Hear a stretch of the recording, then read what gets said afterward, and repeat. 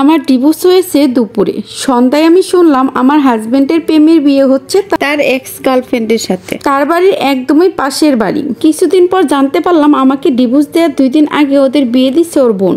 আমি তো শুনে স্তব্ধ হয়ে রইলাম। উপায় না পেয়ে আমার ফ্যামিলি ডাক্তার আনলো, স্যালাইন দিল। রাত 1টার দিকে হাতে স্যালাইন নিয়ে ফেসবুকে ঢুকলাম, দেখলাম আমার ব্লাউজ বেনারসি পরে বউ সেজেছে। তারপরের দিন থেকে দেশে অরাজকতার জন্য নেট বন্ধ ছিল, না হলে আরো কত কি দেখাতো ঠিক নাই। আমি জানি না কিভাবে আমি ওইগুলো ফেস করেছিলাম। 2 দিন 2 রাত এক ফোঁটাও আমি ঘুমাতে পারিনি। 3 দিন পর আমার ফুপুরা এসে আমাকে আর আমার বাবুকে নিয়ে গেল তাদের বাসায়। আমি সকালে আমার গ্রাম থেকে গেছি, দুপুরে আমার হাজবেন্ড ওর নতুন বউ নিয়ে মামা বাড়িতে ঘুরতে এসেছে। আমার শাড়ি পরিয়ে আমার বাড়ির সামনে দিয়ে গেছে। ওর মামার বাড়ি আমার বাড়ির পাশেই। ওরা ছিল 3 থেকে 4 দিন, কিন্তু আমার ফ্যামিলি কোনোভাবে আমাকে জানতে দেয়নি ওরা গ্রামে এসেছে। আসলে আমার বিয়েটা পারিবারিক ভাবেই হয়েছিল, বাড়ির সবার পছন্দেই। মানে 8-10টা বিয়ে যেভাবে হয়, তো আমাদের বিয়েটাও ঠিক সেভাবেই হয়েছিল, পারিবারিক ভাবে দেখার মাধ্যমে। পারিবারিক ভাবে বিয়েটা ধুমধাম করেই হয়েছিল, কিন্তু কি থেকে কি হয়ে গেল। আমার স্বামী খারাপ, কিন্তু এতটাতে খারাপ তা আমি জানতাম না। আমার সাথে এইভাবে প্রতারণা করবে তাও জানতাম না। কতদিন যে খাইনি ঘুমাইনি ঠিক নাই, খালি মনে হতো আমার গোছানো সংসারে এখন অন্য কেউ। প্রত্যেক রাতে আমার প্যানিক হতো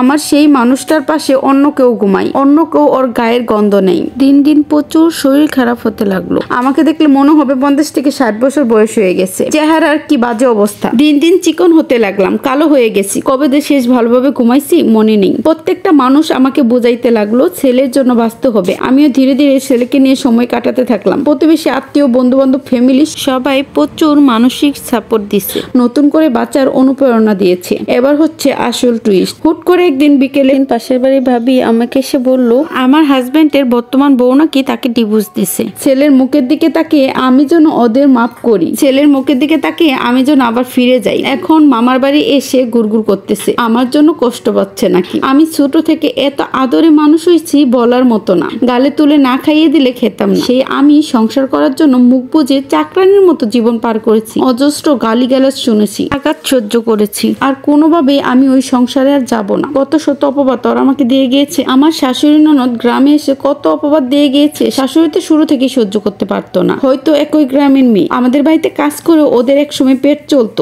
হয়তো এই জন্য হিংসাটা চলে আসতো। 5 মাস পর 3 দিন আগে আমার এক্স আসছে আমার ছেলেকে দেখার জন্য। আমি দেখতে দিইনি। এতদিন যে ছেলেকে ছেড়ে থাকতে পেরেছে সে সারা জীবন থাকতে পারবে। আমি আলহামদুলিল্লাহ আগের থেকে বেশ আছি। আমার বাচ্চা ওর মামা মামি নানা নানির চোখের মনি। এখন একটাই স্বপ্ন, আমার সোনাটাকে মানুষের মতো মানুষ করা। ওর জন্য সবাই দোয়া কইরো আপুরা। আমার বাচ্চাটা যেন ওর দাদা বাবার বৈশিষ্ট্য না পাই, ও যেন মানুষের মতো মানুষ হয়। ওর বাবার মতো অমানুষ চরিত্রহীন যেন না হয়। ও যেন মানুষ হয়, মানুষের মতো মানুষ হয়, কোনো অমানুষ না হয়, কোনো কাপুরুষ না হয়, কোনো চরিত্রহীন না হয়। ওকে আমি আগে মানুষ বানাতে চাই। মনুষ্যত্ব না থাকলে তো আর মানুষ হওয়া যায় না। 10 বছর বয়সে আব্বুকে হারিয়েছি। সবাই বলে আব্বুর খুব সাধনার মেয়ে আমি, ভীষণ শখে। সেই আমার একই হাল। তবুও সবশেষে বলবো আলহামদুলিল্লাহ। ছেলেকে নিয়ে ভালো আছি, ভালো থাকতে চাই। তোমরা সবাই আমার জন্য অনেক অনেক অনেক দোয়া করবে। পরিশেষে একটা কথাই বলবো, যে ঠকাই সেও কিন্তু ঠকে।